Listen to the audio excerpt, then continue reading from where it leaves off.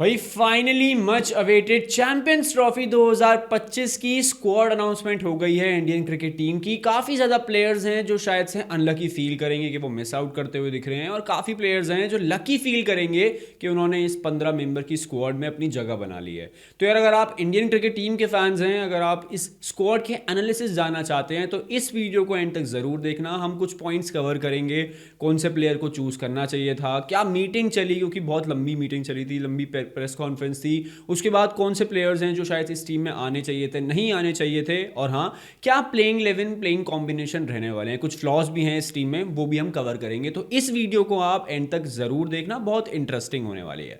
तो शुरुआत करते हैं पहले 15 मेंबर की स्क्वाड से, जिसमें हमें जो एक्सपेक्टेड स्क्वाड थी वही ऑलमोस्ट देखने को मिली। कुछ कुछ जो हम सोच रहे थे कि शायद से ये प्लेयर होंगे, ये प्लेयर नहीं होंगे, वो हमें नहीं देखने को मिला, इक्का दुक्का। अगर हम बात करते हैं ओपनिंग की, तो शुभमन गिल हैं, रोहित शर्मा हैं, जायसवाल हैं, श्रेयस अय्यर हैं, विराट कोहली, केएल राहुल, ऋषभ पंत, हार्दिक पांड्या, अक्षर पटेल, रविंद्र जडेजा, कुलदीप यादव, मोहम्मद शमी, अर्शदीप सिंह और अपने Jasprit Bumrah, subject to fitness. तो कुछ ऐसी ही स्क्वाड है और ऐसी एक्सपेक्टेशंस थी हमें स्क्वाड से। बट जो मिस आउट कर रहे हैं वो है संजू सैमसन, बहुत बड़े प्लेयर है, वो मिस आउट करते हुए दिख रहे हैं। मोहम्मद सिराज हैं, वो बहुत बड़े एक एक्सक्लूजन मान सकता हूँ कि उन्हें ड्रॉप किया गया इस आईसीसी टूर्नामेंट में से। और कहीं ना कहीं नीतीश कुमार रेड्डी के बारे में बात हो रही थी, और बात हो रही थी कि शायद से कुछ प्लेयर्स हैं जो इस टीम में जगह नहीं बना पाएंगे, वो हमें दिख रहे हैं। तो अगर हम प्लेइंग 11 की कॉम्बिनेशन बनाएं जो दुबई की पिचेस पे खेलने वाली है, वो हम एंड में कवर करेंगे। बट पहले बात करते हैं संजू सैमसन की एक्सक्लूजन की माफ कीजिएगा, और ऋषभ पंत की इंक्लूजन की। चर्चा यही हो रही थी कि सेकंड विकेट कीपर कौन रहेगा, क्योंकि पहला विकेट कीपर केएल राहुल ने अपनी जगह बना ली है। उन्होंने बहुत अच्छे रन्स मारे हैं, वनडे क्रिकेट में कैप्टनसी भी करी है, हाल ही में लास्ट जब सीरीज खेलने गई थी साउथ अफ्रीका के अगेंस्ट, रन्स मारे हैं, फिर बहुत अच्छी कीपिंग करी है। तो उसमें तो कोई डाउट था नहीं कि KL Rahul first wicket keeper choice नहीं रहने वाले हैं। नंबर 5 पे हमें केएल राहुल ही खेलते हुए दिखेंगे और विकेट कीपिंग करते हुए दिखेंगे। अब सेकंड विकेट कीपर की बहुत ज़्यादा चर्चा हो रही थी। बात की गई थी संजू सैमसन, जिन्होंने बहुत हाल ही में अच्छा परफॉर्मेंस दिया है T20 क्रिकेट में। और जब उन्होंने लास्ट वनडे भी खेला था, उसमें भी उन्होंने साउथ अफ्रीका में जाके सेंचुरी मारी थी। वहीं पे अगर हम ऋषभ पंत की बात करते हैं, तो उनके वाइड बॉल रिकॉर्ड्स कुछ खास है नहीं, ये सभी को पता है। तो सबसे बड़ी चर्चा का विषय जो बना था इस स्क्वाड पे यही था कि संजू सैमसन को टीम में लेना चाहिए था as a second wicket keeper, और ऋषभ पंत को नहीं। बट फिर भी अजीत अगरकर और रोहित शर्मा ने बोला कि नहीं, हम ऋषभ पंत के साथ जाएंगे, क्योंकि वो एक लेफ्ट हैंड पॉसिबिलिटी प्रोवाइड करते हैं इन द मिडिल ऑर्डर। और कहीं ना कहीं इसी वजह से जो पहले प्रेस कॉन्फ्रेंस 12:30 स्टार्ट होनी थी, बट वो 2.5 घंटे लेट हुई, इसी वजह से, क्योंकि बहुत लंबी चर्चा हो रही थी कहीं ना कहीं संजू सैमसन और ऋषभ पंत के ऊपर। अगर हम स्टार्ट्स की बात करते हैं, तो संजू सैमसन के स्टार्ट्स कम मैचेस में भी बेटर हैं अगर हम कंपैरिजन करें ऋषभ पंत के। वहीं पर ऋषभ पंत वो जो एक्स फैक्टर है ना, वो प्रोवाइड नहीं कर पाते हैं जब बॉल पुरानी हो जाती है, स्पेशली वाइड बॉल। अगर आपको उनसे ओपनिंग करवानी है, जो वो अंडर 19 टाइम्स में करते थे, वो जो आईपीएल के स्टार्टिंग डेज में करते थे, तो शायद से वो अच्छा प्रोवाइड कर सके बैलेंस कहीं ना कहीं। बट अगर हम स्पेसिफिकली बात कर रहे हैं जहां पे वो पुरानी बॉल से खेल रहे हैं, तो कहीं ना कहीं प्रॉब्लम होने वाली है ऋषभ पंत को। और इसी वजह से सबसे बड़ी जो कंट्रोवर्सी हुई थी वो संजू सैमसन पे हुई थी। संजू सैमसन एक ऐसे प्लेयर हैं, जब भी उन्हें मौका मिला है वो टीम में आए हैं, उन्होंने परफॉर्मेंस दी है। और मुझे लगता है कि पुरानी बॉल से खेलने का तरीका, नंबर 5 पे खेलने का तरीका संजू सैमसन का ऋषभ पंत के कंपैरिजन में बेटर है। तो शायद से सिर्फ एक ये पॉइंट आ रहा था कि संजू सैमसन को टीम में जगह मिलनी चाहिए थी और ऋषभ पंत को नहीं मिलनी चाहिए थे, क्योंकि अगर हम स्टार्ट्स की बात करें, अगर हम डोमेस्टिक टूर्नामेंट्स के रन्स की बात करें, तो कहीं ना कहीं Sanju Samson has an edge over it. अब जो सेकंड एक्सक्लूजन हुआ है वो बहुत बड़ा एक्सक्लूजन हुआ है, वो है मोहम्मद सिराज का। रोहित शर्मा ने प्रेस कॉन्फ्रेंस में आके ये बोला है कि मोहम्मद सिराज ओल्ड बॉल से इतने इफेक्टिव नहीं दिखते हैं, न्यू बॉल से जितने वो दिखते हैं, और हमें एक ऐसा बॉलर चाहिए जो इस चीज़ को प्रोवाइड कर सके जहां पे वो इफेक्टिव हो रहा है फर्स्ट ओवर्स में और लास्ट ओवर्स में। तो इसलिए अर्शदीप सिंह को ऊपर रखा गया है, जो रेगुलर ओडीआई बॉलर नहीं है। अब बात करते हैं थोड़ी सी इसके बारे में, जो थोड़ा सा कंट्रोवर्शियल हो सकता है। हमारे पास बुमराह है, सब्जेक्ट टू फिटनेस, शमी है जो अभी अभी वापसी कर रहे हैं, वो भी सब्जेक्ट टू फिटनेस, एक जो सीमर है वो है अर्शदीप सिंह, जो रेगुलर ओडीआई मैचेस नहीं खेलते हैं। अब सिराज ने सबसे ज्यादा विकेट्स लिए हैं ओडीआई क्रिकेट में 2022 के बाद से। उस प्लेयर को एक्सक्लूड करना डजंट मेक सेंस। हाँ, उसकी फॉर्म T20 में खराब हो सकती है, टेस्ट में खराब हो सकती है, बट वनडे क्रिकेट का वो बहुत अच्छा बॉलर है। वर्ल्ड कप 2023 में भी हमने देखा था, और उसके बाद भी हमने बहुत सारी सीरीज देखी हैं जिसमें उन्होंने बहुत अच्छे से परफॉर्मेंस दिया है। तो कहीं ना कहीं मोहम्मद सिराज का एक्सक्लूजन डजंट मेक सेंस। और अगर ये इफेक्टिवनेस की बात आ रही है, तो यार Rohit Sharma should have made somethings very clear and should have used better words. क्योंकि अगर रोहित शर्मा का एवरेज देखें हम लास्ट टाइम्स में 18 इनिंग्स में 6 टाइम्स में वो सिंगल डिजिट में आउट होते हुए दिख रहे हैं, उनका एवरेज इतना कम हो रहा है। पावर प्ले के बाद उनके रन्स नहीं दिखते हैं, जो बहुत बड़ी चीज़ हुई, क्योंकि हम एक टाइम पे जानते थे कि Rohit Sharma will score daddy hundreds, बड़े बड़े 100, बट वो फर्स्ट 10 ओवर्स में दिखता है कि हाँ वो रन्स मार रहे हैं, बट उसके बाद नहीं दिख रहे हैं। तो इफेक्टिवनेस की अगर बात आ रही है तो कहीं ना कहीं शायद से रोहित शर्मा बतौर कप्तान बेटर वर्ड यूज कर सकते थे टू ड्रॉप मोहम्मद सिराज, क्योंकि इनका ट्रायो जसप्रीत बुमराह, मोहम्मद सिराज और मोहम्मद शमी अगर ये तीनों बॉल डालते थे एक साथ तो हमें पता है कि वर्ल्ड कप 2023 में क्या कैंपेन गया था।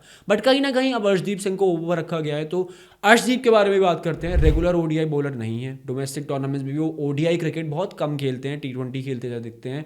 और अर्शदीप की भी अगर हम बात करते हैं ना, तो पुरानी बॉल से इतनी कोई स्विंग हमें देखने को मिलती नहीं है। हमने T20 क्रिकेट में भी देखा है कि डेथ ओवर्स में अर्शदीप बहुत रन्स खाते हैं। तो कहीं ना कहीं ये एक गैम्बल था मोहम्मद सिराज को एक्सक्लूड करना, वो भी आईसीसी टूर्नामेंट से। एक बहुत बड़ा डिसीजन है, एक बोल्ड डिसीजन है, जो शायद से फेवर में ना जाता वो दिखे। और शायद से अगर हम बात करें 4 सीमर्स भी लेके जा सकते थे, क्योंकि आपके पास 4 जो स्पिनिंग ऑलराउंडर्स हैं, हम बात कर रहे हैं वाशिंगटन सुंदर, अक्षर पटेल और रविंद्र जडेजा, कुलदीप सिंह, ये चारों स्पिनर्स हैं। दुबई की पिच बहुत ज़्यादा फ्लैट विकेट नहीं माना जाता, स्लो विकेट माना जाता है। और सबसे बड़ी जो कमी होती है वो है ड्यू फैक्टर। दुबई में हमने ड्यू फैक्टर बहुत ज़्यादा देखा है। अगर आपकी सेकंड बैटिंग आ रही है तो आप मान के चलिए आप मैच बहुत ईजिली जीत सकते हैं। तो कहीं ना कहीं अगर इंडिया की सेकंड बॉलिंग आती है तो आपके पास जो स्पिनर्स हैं ये फेल होते हुए दिखेंगे। वहाँ पे चाहिए था आपको चौथा सीमर जो प्रोवाइड करे वो पेस, वो सीम। और मोहम्मद सिराज इस कंडीशन में शायद से इतने इफेक्टिव नहीं होते, बट इफेक्टिव होते अगर हम कंपैरिजन करें स्पिनर से।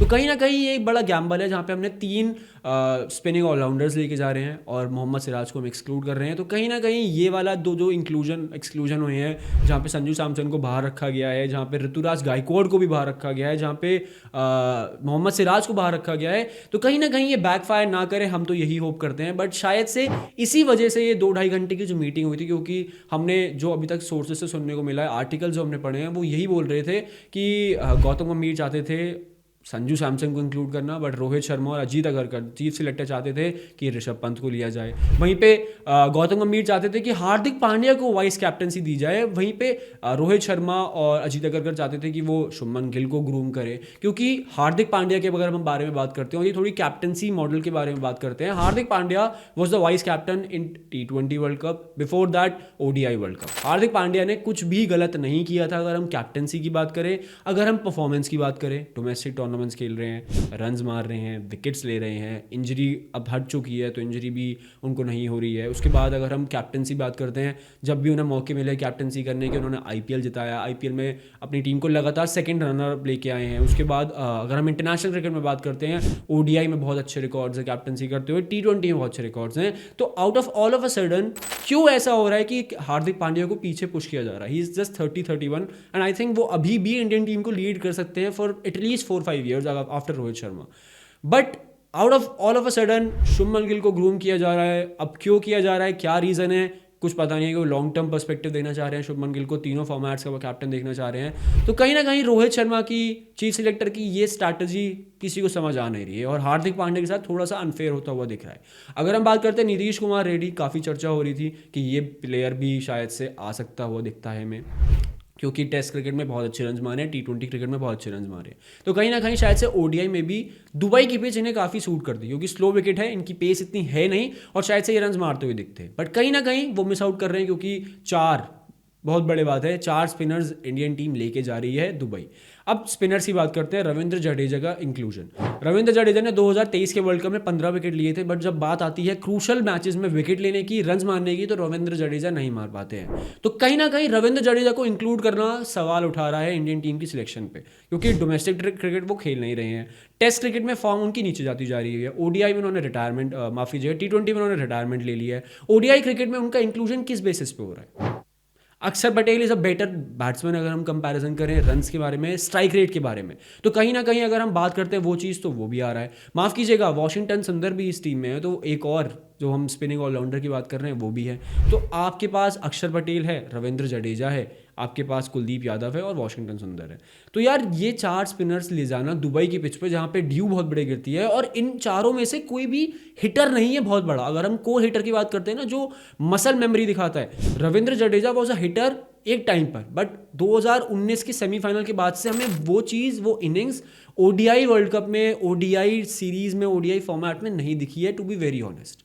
तो कहीं ना कहीं ये 4 ऑलराउंडर्स को लेके जाना सवाल उठा रहा है इंडियन टीम की सिलेक्शन पे, क्योंकि आप एक तो ड्यू फैक्टर काउंट करोगे, आप कहीं ना कहीं काउंट करोगे कि कैसे गेम प्ले चल रहा है और प्लेयर की फॉर्म कैसी है। तो रविंद्र जडेजा के बिना, रविंद्र जडेजा के अगर मैं मानता हूं कि रविंद्र जडेजा को एक्सक्लूड कर सकते थे और मोहम्मद सिराज को इस टीम में रख सकते थे, बट फिर भी अब इंडियन टीम ने ये सिलेक्शन कर ही लिया है तो ठीक ही है। अब ये चीज़ क्लियर कर दी है इंडियन टीम की सिलेक्शन ने कि शुभमन गिल तो प्लेइंग 11 में खेलेंगे, क्योंकि पहले बात उठ रही थी कि शायद हमें रोहित शर्मा और यशस्वी जायसवाल ओपनिंग करते हुए दिखे, क्योंकि लेफ्ट राइट का कॉम्बो है और जायसवाल की फॉर्म बहुत ही अच्छी है और ओडीआई में उन्होंने अभी तक डेब्यू नहीं किया है। तो कहीं ना कहीं जायसवाल पे सवाल उठ रहे थे, बट शुभमन गिल को वाइस कैप्टन बना दिया गया है, जो दिखाता है कि वो प्लेइंग 11 का पार्ट होने वाले हैं। विराट कोहली, रोहित शर्मा जैसे ओडीआई वर्ल्ड कप में खेलते हुए आए थे, मैं मानता हूं अगर वो वैसे ही खेलते हैं तो चैंपियंस ट्रॉफी बहुत अच्छी होने वाली है। श्रेयस अय्यर की फॉर्म डोमेस्टिक टूर्नामेंट में बहुत अच्छी है, विजय हजारे ट्रॉफी भी काफ़ी अच्छे रन मार के गए हैं।